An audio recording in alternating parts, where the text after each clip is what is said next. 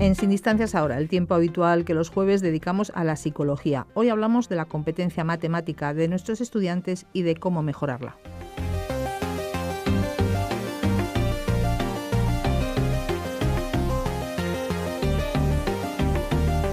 Los malos resultados de España en el área de matemáticas se recogen en estudios internacionales como el informe PISA y son una constante desde el año 2003.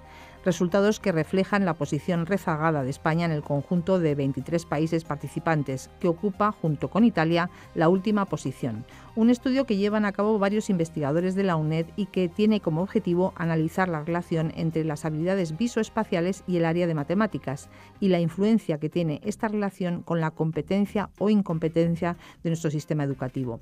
María José Contreras es profesora del Departamento de Psicología Básica 1 de la UNED y una de las directoras de esta investigación.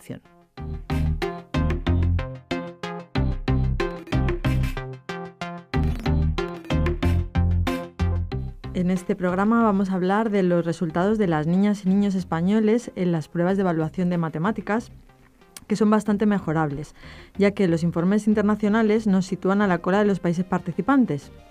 También hablaremos de la relación que el conocimiento matemático tiene con otras aptitudes, como la capacidad visoespacial, que está implicada en muchas actividades de la vida cotidiana, como orientarse en el espacio, las relaciones izquierda-derecha o arriba-abajo, interpretar gráficos, mapas, planos, etc.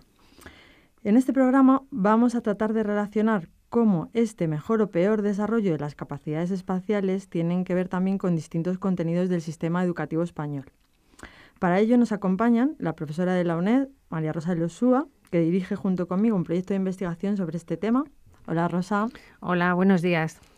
Y también nos acompañan dos invitados que han sido alumnos del máster de la UNED y ahora lo son de doctorado. Y su investigación se centra también en este tema de la relación entre capacidad espacial y matemáticas en distintos niveles educativos. Son Patricia Jimeno, profesora de primaria en el Colegio Leopoldo Alas. Hola, Patricia. Hola, buenos días. Y Antonio Rodán, profesor de la Universidad CEU San Pablo. Buenos días. Bueno, pues podemos comenzar contando brevemente a los oyentes esos malos resultados que obtienen las niñas, niños y adolescentes españoles en los informes internacionales que evalúan aptitud matemática. Patricia, tú recogiste esos resultados en tu trabajo de investigación. ¿Qué nos puedes contar? Bueno, pues existen tres estudios principales que nos ayudan a contextualizar la situación de la competencia matemática en la educación actual, que son los estudios TIMSS, PISA y PIAAC. Y a continuación os cuento brevemente los datos más significativos de cada uno de ellos. El estudio TIMSS del 2011, que es el Estudio Internacional de Tendencias en Matemáticas y Ciencias, se realiza en estudiantes de 9 a 10 años, de 50 países diferentes. España obtuvo en la competencia matemática 482 puntos, por lo que se sitúa por debajo del promedio de la OCDE, con 522 puntos, y de la Unión Europea con 519. Además, la proporción de alumnos que van más retrasados en matemáticas en España es del 13% frente al 7% de la OCDE. Y la proporción de alumnos excelentes en nuestro país es del 1% frente al 5% de la OCDE. Madre mía, la verdad es que son resultados francamente malos, porque estamos hablando que el doble de alumnos rezagados respecto a la OCDE, o sea, del 13% que obtenemos nosotros frente al 7% de media, y luego solo un 1% de alumnos excelentes. La verdad es que sí que es para preocuparnos y tratar de tomar medidas. Cuéntanos si te parece también el estudio PISA, que es el que más se conoce por... Sí, en educación. Sí, en educación. El estudio PISA se realizó en el 2012 y es el programa de evaluación internacional de los alumnos, que evalúa las competencias de matemáticas, lectura y ciencias en jóvenes de 15 años de 65 países diferentes de la OCDE. En esta ocasión, la puntuación que alcanzaba España en matemáticas es significativamente inferior al promedio de la OCDE, ocupando el puesto 25 de los 34 países participantes. Es decir, que va en la línea de los malos resultados del estudio anterior, porque también en 25-34 es para seguir preocupándose. Sí, y ya el último estudio de matemáticas que evaluamos fue el estudio PIAAC del 2012, que es la evaluación de competencias en población adulto y que proporciona los niveles de rendimiento en comprensión lectora y en matemáticas en adultos con edades comprendidas entre los 16 y los 65 años, de 23 países diferentes. En esta ocasión, el informe refleja la posición rezagada de España, que es súper interesante porque se sitúa junto con Italia en la última posición de los 23 países participantes. Por lo tanto, estos 3 estudios previos nos muestran la necesidad de una mejora en el área de matemáticas en nuestra educación actual. Pues muchas gracias, Patricia. La verdad es que estos resultados nos hacen pensar y preguntarnos qué puede tener que ver la capacidad espacial en estos malos resultados en matemáticas. En los resultados del informe PISA de 2014, por ejemplo, se demostró un pésimo resultado de los adolescentes españoles de 15 años en la resolución de problemas donde ven aplicarse conocimientos de tipo numérico y espacial, como por ejemplo comprar un billete de tren en una máquina automática, calcular un itinerario más rápido cuando se da un retraso de última hora o seguir instrucciones para manejar un robot aspirador o manejar un MP3. Rosa, ¿podrías contarnos algo más de estos resultados? Sí, son resultados importantes, ¿no? Porque las matemáticas parece que tienen una naturaleza visoespacial a la hora de procesarse en la mente humana, ¿no? Por ejemplo, las figuras geométricas, los diagramas y las curvas son ejemplos de material visoespacial. Además, las habilidades espaciales son necesarias para entender, por ejemplo, el valor posicional de los números durante actividades que hacemos, como puede ser el cálculo o la resolución de problemas, ¿no? Pero, claro, ni la capacidad espacial es un único constructo, porque hablamos de visualización, pero también hay que hablar de rotación mental o de orientación espacial. Y tampoco la competencia matemática es un constructo unitario, puesto que podemos desglosarlo en la actividad del cálculo, la resolución de problemas, con lo cual habría que examinar en estudios y en investigaciones con más detalle cómo la relación entre la competencia visoespacial, con estas características que hemos dicho de que hay distintas habilidades, y la relación matemática se van desarrollando y pueden ir cambiando a lo largo del ciclo evolutivo, ¿no? Como dicen Mix y Chen en el 2012 en un artículo importante sobre esta temática.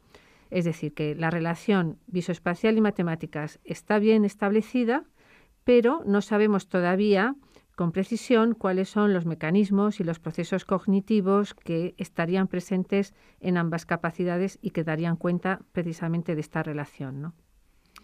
Pues muchas gracias, Rosa, porque esto que nos explica nos ayuda a entender un poco mejor la complejidad del tema.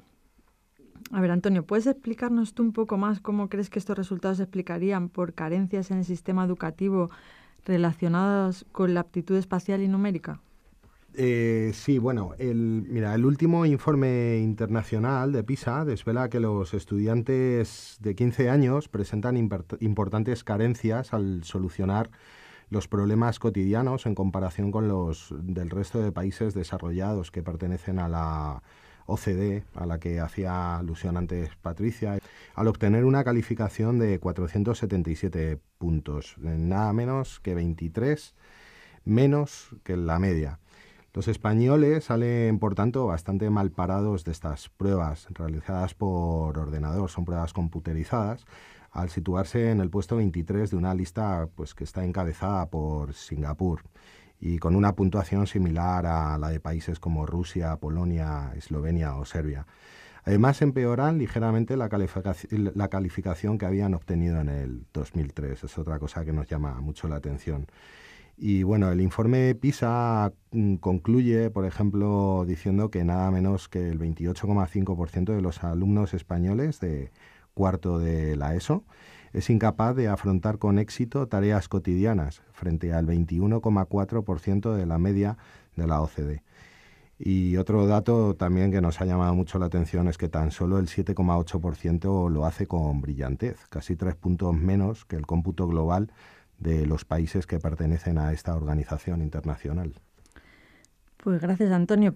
La verdad es que mientras os escucho, aunque el programa de hoy se centre en la capacidad espacial y numérica, me ronda que tampoco deberíamos olvidar la importancia de la competencia lectora o de la comprensión verbal.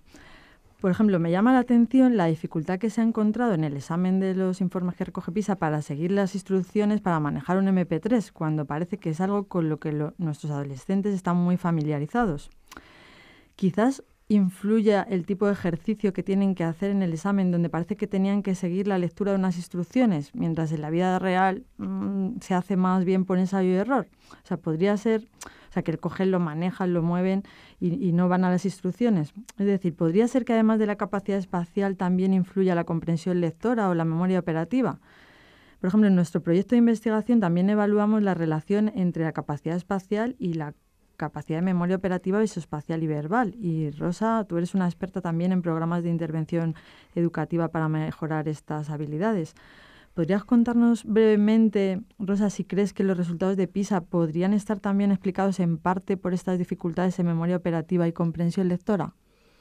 Sí, es muy probable, ¿no? Porque los resultados de PISA indican también que las dificultades de la comprensión lectora en España pues no son nada buenos, ¿no? Con lo cual, a las dificultades instrumentales de las matemáticas se pueden sumar, sin ninguna duda, las relativas a la comprensión lectora, que también es una capacidad instrumental, porque con la comprensión lectora podemos aprender otras materias. Es más, es indispensable la comprensión para la adquisición de conocimientos, ¿no?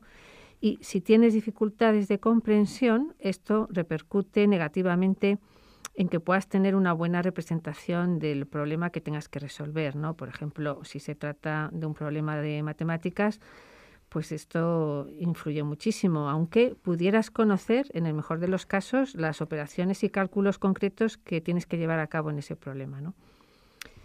Además, hablando de la memoria operativa, pues claro, el funcionamiento de esta memoria requiere de unos recursos cognitivos, atencionales, que gestionan precisamente las relaciones entre el componente verbal y el componente más visoespacial, ¿no?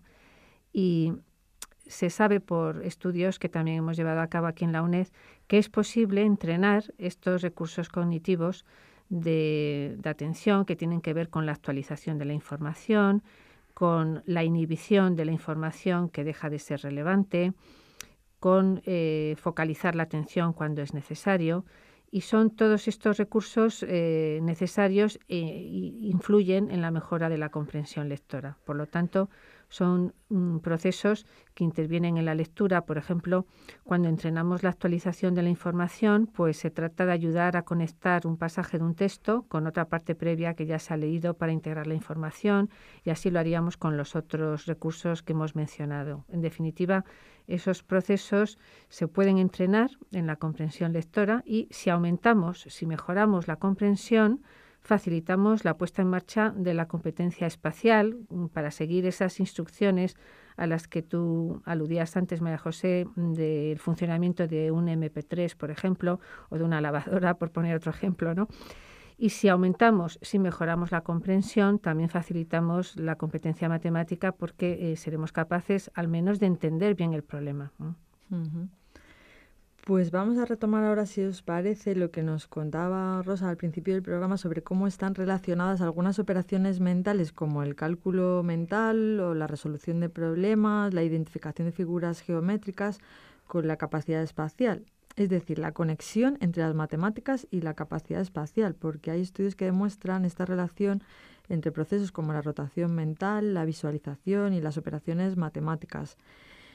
Antonio, tú que estás trabajando esto para tu tesis, ¿puedes contarnos en qué tipo de problemas se puede ver esta relación?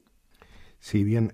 No cabe duda de que existe una enorme cantidad de tareas matemáticas que llevan implícitas información espacial. Los números y el cálculo son representados mentalmente a partir de formatos espaciales desde ya las primeras etapas de la infancia. Un ejemplo claro es que un niño de 4 años puede llegar a juzgar que números de 3 dígitos representan cantidades más grandes que los propios números de 2 dígitos.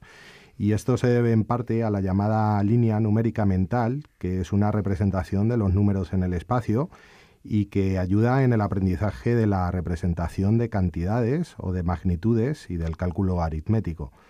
En cuanto a la visualización y a la rotación mental, existe una robusta evidencia de la relación que tienen estas habilidades con la geometría y la manipulación mental de figuras para llevar a cabo ciertas tareas de simetría, de giros y volteos y de la representación de figuras desde diferentes perspectivas.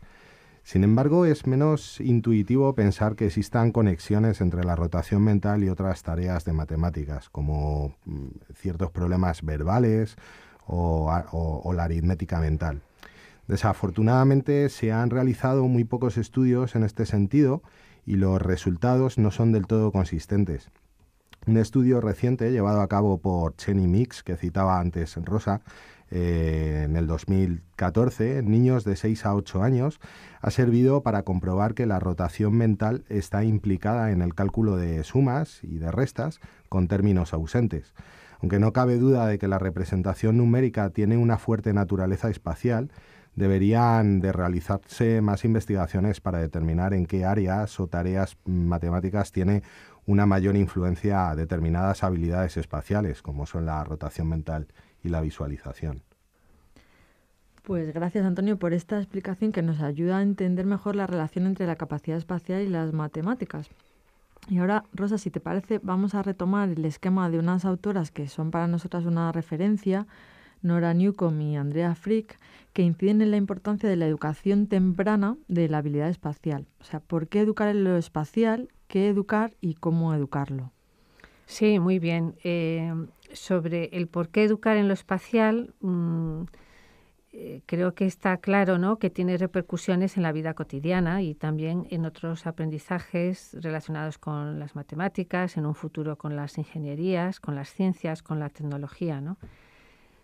Sobre el qué educar y cómo educarlo, pues habría que promover, desde luego, el pensamiento espacial desde los primeros años, muy especialmente ya en la etapa infantil, desde los 3 años, en el primer curso y los cursos siguientes, ¿no? Lo mismo que promover este pensamiento espacial en todas las actividades de juegos educativos en casa y en los medios de la vida diaria donde se desarrolle la vida de estos niños y niñas, ¿no? Si se consigue integrar el contenido espacial en lo que es la instrucción formal, pero también en la informal, pues se puede mejorar no solo el funcionamiento espacial en general, sino también reducir esas diferencias que se dan entre las niñas y los niños, por lo tanto, entre sexos y también las que pueda darse debidas al nivel socioeducativo, ¿no? Diferencias que son muy importantes si tenemos en cuenta que esta capacidad espacial es imprescindible para participar plenamente en la sociedad tecnológica en la que nos encontramos hoy en día, ¿no? Patricia nos contará después cómo desarrollarlo más concretamente en el aula, ¿no? Yo quisiera comentar que, además del aula, también es necesario fomentar este aprendizaje de las habilidades espaciales fuera del aula, ¿no?, en la vida cotidiana, especialmente en la casa, suministrando a las niñas y niños experiencias de juegos y oportunidades de aprendizaje, ¿no?, en donde se necesitan las habilidades espaciales. Por ejemplo, el uso de juegos educativos digitalizados, que hoy está muy desarrollado. También los videojuegos, con un formato que sea atractivo también para las niñas y no solo para los niños, ¿no?, porque sabemos que hay estudios que demuestran que el formato de los videojuegos está más sesgado hacia el hecho de que sean atractivos para los chicos respecto a las chicas, ¿no? Bueno, pues como decía, favorecer estos juegos digitalizados, videojuegos que les van a permitir a las niñas y a los niños desarrollar su capacidad de rotación mental, su orientación espacial, la imaginación, la creatividad, etcétera, ¿no? Quizás señalar como un último punto que es importantísimo tener en cuenta que a los 3 y 4 años, a través del juego, se desarrollan las habilidades motoras, pero es que con las habilidades motoras se desarrolla el pensamiento y se desarrolla la inteligencia y, por lo tanto, pues se practica la capacidad de imaginación, de creatividad, que hoy son pues imprescindibles, ¿no? Pues gracias, Rosa, por esta explicación, porque ha insistido mucho en la necesidad de educar desde muy pronto en lo espacial, y no solo desde el ámbito educativo, sino también en el familiar. Entonces ahora vamos a centrarnos en el cómo, contando con la ayuda de Patricia, que desde tu experiencia como profesora de primaria, cuéntanos cómo crees que se puede trabajar estas aptitudes espaciales en la escuela. Tu trabajo de fin de máster y ahora tu tesis doctoral tratan de demostrar esta posibilidad de entrenamiento. Pues sí, partimos de diferentes estudios que demuestran que la habilidad visoespacial puede ser entrenada, es decir, que la habilidad visoespacial es maleable, como por ejemplo el metaanálisis realizado por Utal y colaboradores del 2013 o el estudio realizado por Newcomb y Frick del 2010. Entonces, la pregunta que me planteas es buenísima. ¿Cómo podemos trabajar estas habilidades espaciales? Recordemos que el pensamiento espacial implica percibir y recordar la localización de objetos y sus formas, y además ser capaz de manipular mentalmente esas formas y realizar un seguimiento de su camino a medida que se mueven.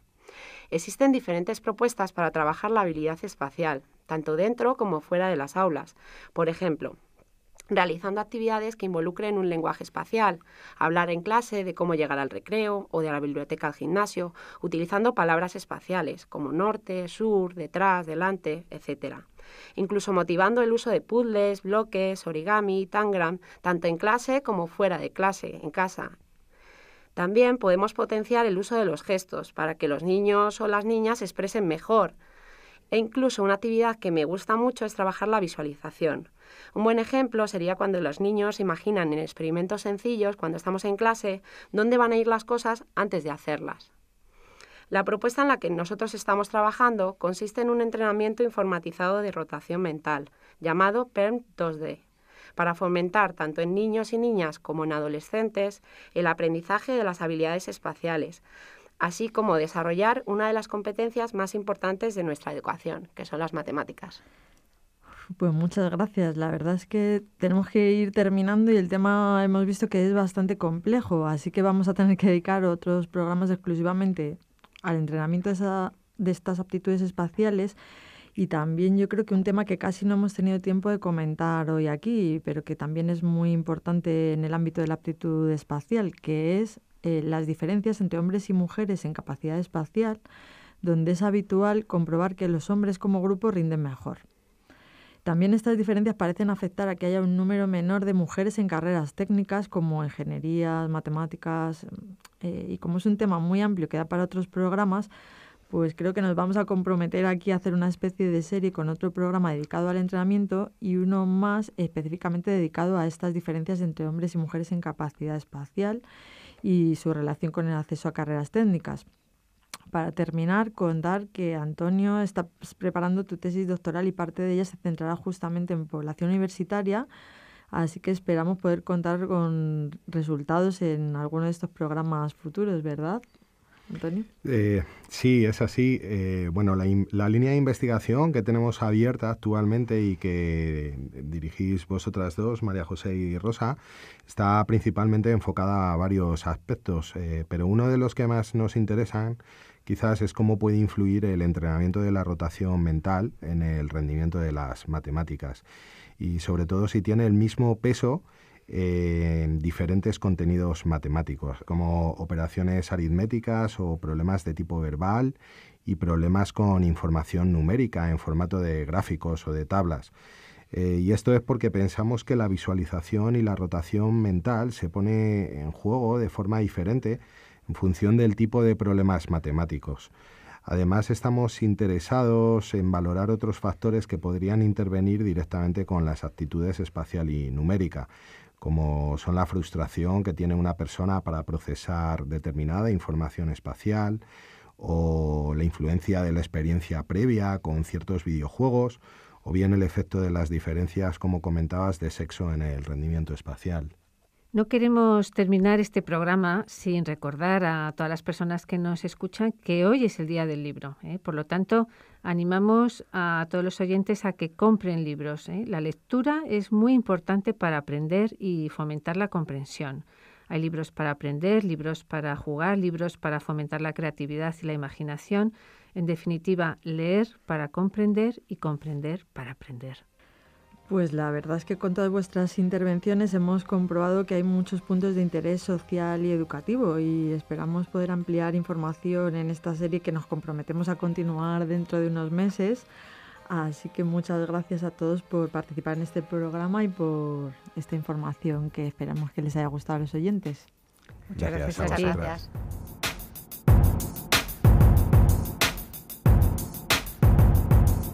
Sin distancias.